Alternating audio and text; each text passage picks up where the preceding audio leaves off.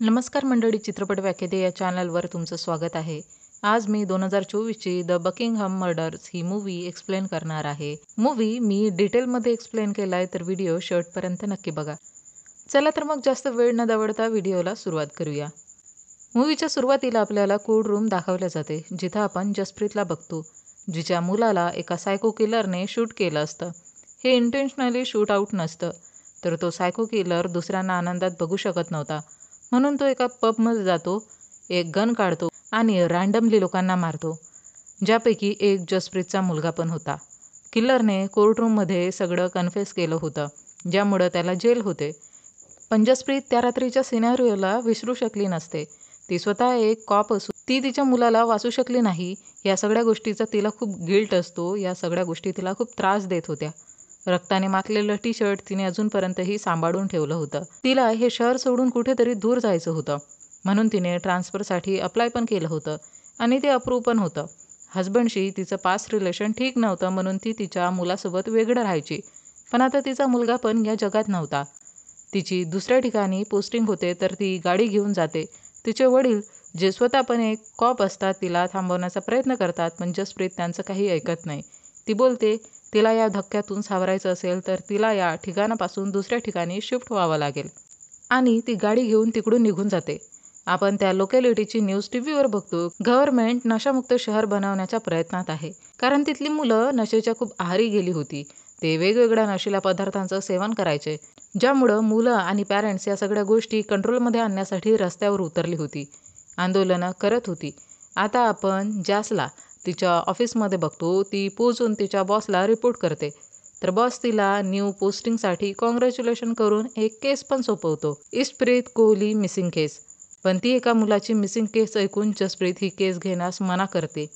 ती बोलते की मी या केसवर काम करू शकणार नाही. तर बॉस बोलतो, तुझ्याकडे दुसरं ऑप्शन नाही जसप्रीत. तुझ्या काम करण्याच्या पद्धतीवरूनच ही केस आम्ही तुला हँडओव्हर करतोय. आम्हाला माहिती आहे तुझ्यासोबत पास्टमध्ये काय झालं, पण दुसऱ्या कोण्या फॅमिलीसोबत असं होऊ नये हे बघणं पण तुझी जबाबदारी आहे. शेवटी तू एक कॉप आहे. जसप्रीतच्या मनाविरुद्ध तिला ही केस सोपवल्या जाते. आता आपण बघतो की जसप्रीत कोहली फॅमिलीच्या घरी पोहोचते, तर तिथं तिचे सिनियर DI ऑलरेडी तिथं वेट करत असतात. मिस्टर अँड मिसेस कोहलीचा मुलगा इशप्रीत कोहली स्कूलमधून परतत असताना मध्येच अचानक बसमधून उतरतो आणि तेव्हापासून तो मिसिंग होता.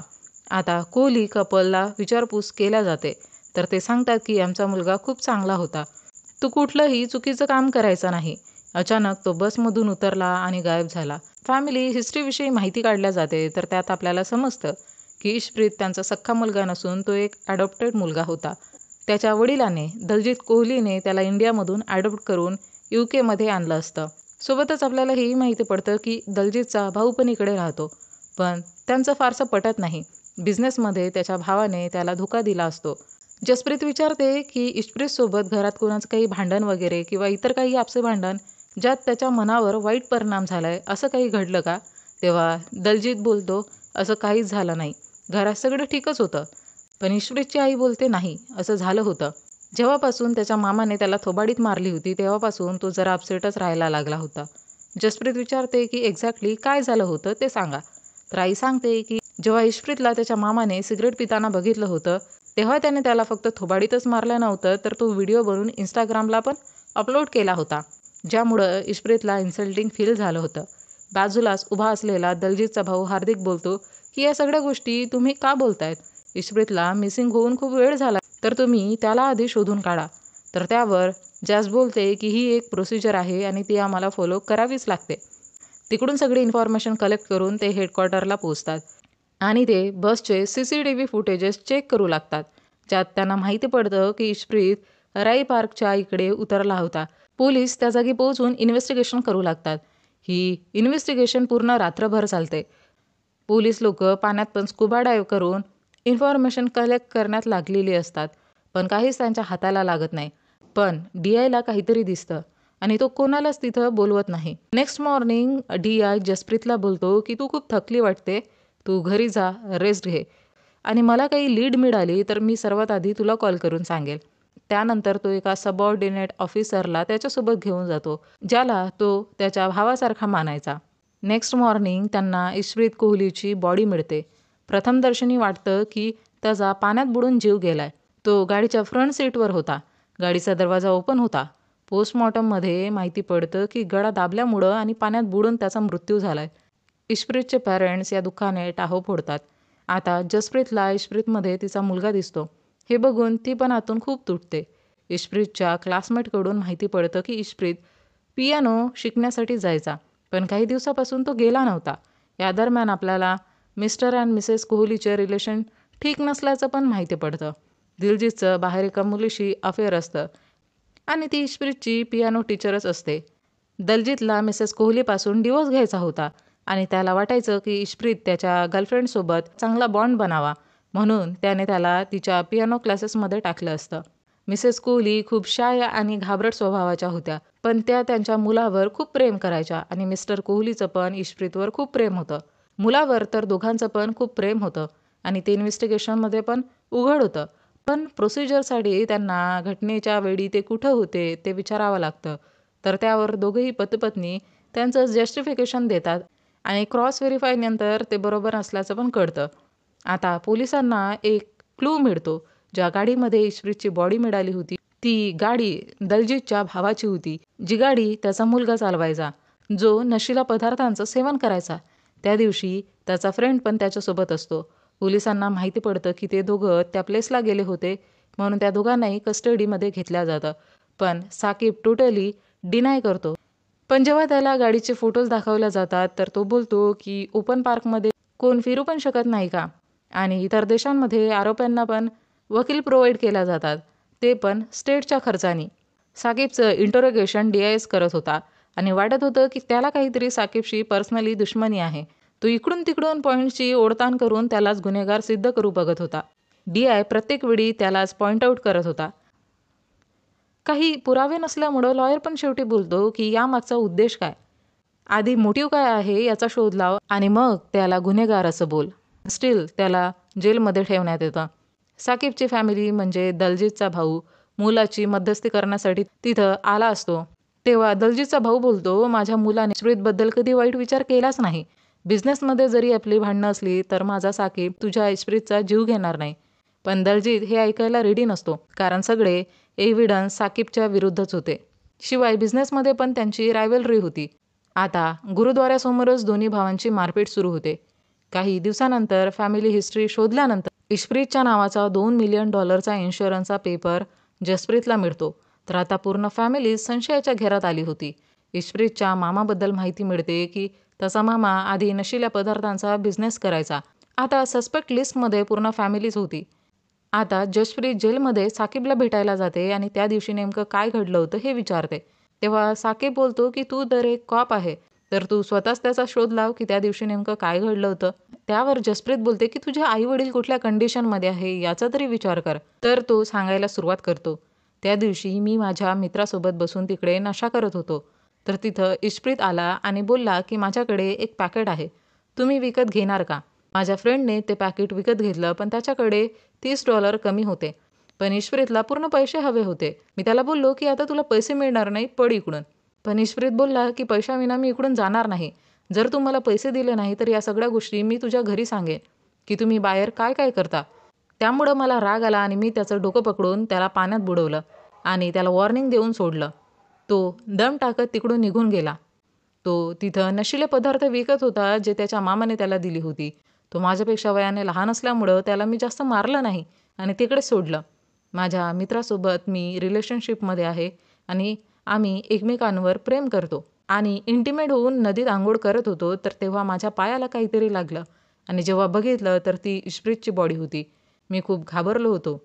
मी माझ्या मित्राला बोललो की याला आपण हॉस्पिटलमध्ये नेऊ, पण तो मानला नाही. तो बोलला की माझ्या घरी जर हे कोणाला माहिती पडलं तर ते मला जीवे मारतील. माझ्याकडे वडिलांच्या गाडीची चावी होती, पण चावी पाण्यामध्ये कुठेतरी पडली होती. मग मी इशप्रीतला गाडीत बसून तिकडून पळालो. आता दुसरीकडे आपण हार्दिकला बघतो, जो त्याच्या वहिनीकडे म्हणजे मिसेस कोहलीकडे अट्रॅक्टेड होता. पण वहिनी त्याला भाव द्यायची नाही. नेहमी त्याला पळवून लावायची.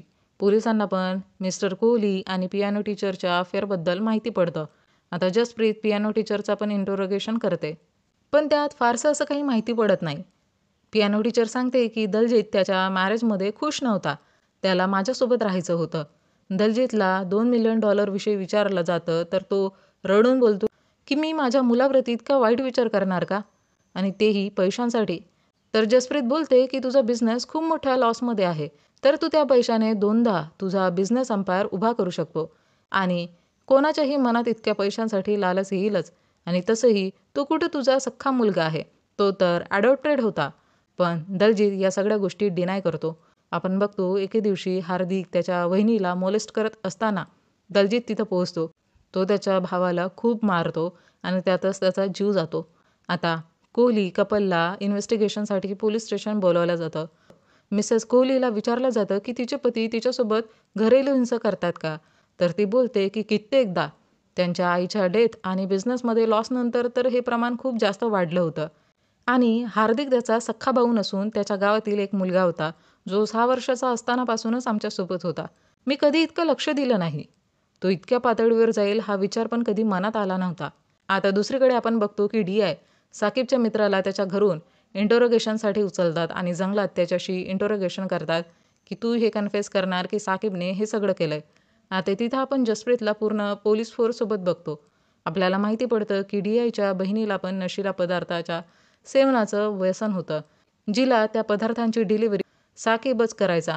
म्हणून DI पहिल्या दिवसापासूनच साकीबला फसवण्याच्या मागे लागला होता. आता हे सत्य सगळ्यांना माहिती पडतं.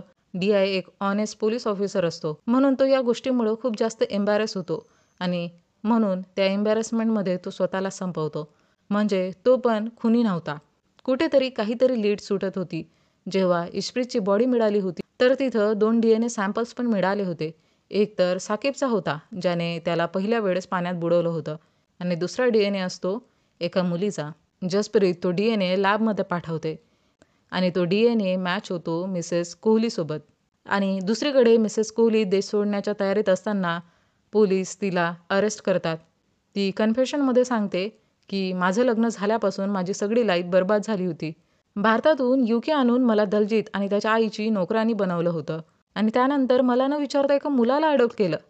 आधी दलजीतची, मग त्याच्या आईची आणि आता त्या मुलाची नोकरानी मी बनली होती.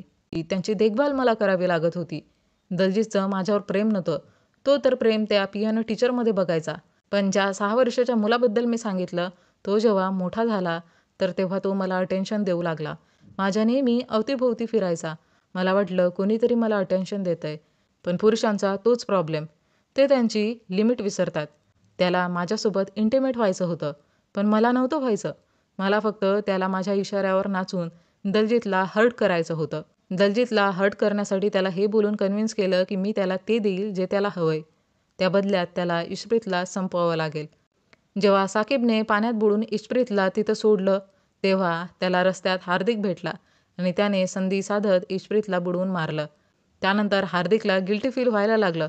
तो मला बोलला की चल इकडून आपण पळून जाऊ. मी त्याला बोलले की माझ्यासोबतचे सगळे रिलेशन संपव. तो यासाठी रेडी नव्हता. तेव्हा मी नाटक केलं की हार्दिक माझ्यावर जबरदस्ती करतोय. तेव्हाच तिथं दलजीत आला आणि त्याने रागात हार्दिकचा जीव घेतला. मला माहिती आहे दलजीत शॉर्ट टेम्पर आहे आणि त्याचाच फायदा मी घेतला. आता जसप्रीतला राग येतो. ती बोलते, पृथ्वी आणि इश्प्रीत तर दोन्ही छोटी मुलं होती.